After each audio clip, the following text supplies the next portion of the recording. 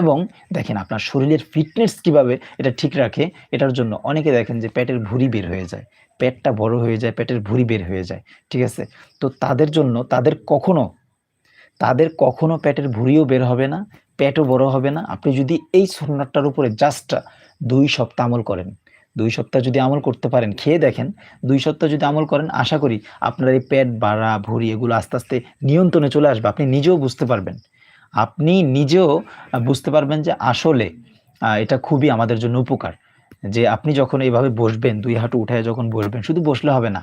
আপনি বাথরুমে যেভাবে বসেন ওই সিস্টেমে বসলে তো আর হবে না।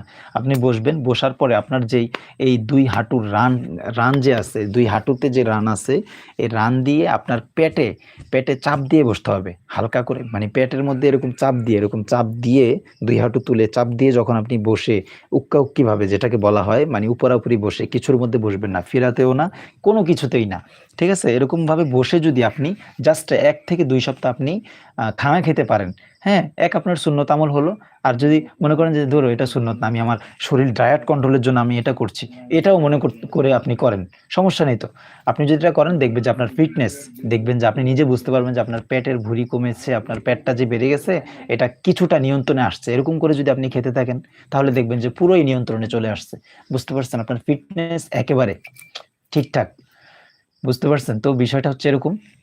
তো এরকম অনেক বিষয় আছে যেই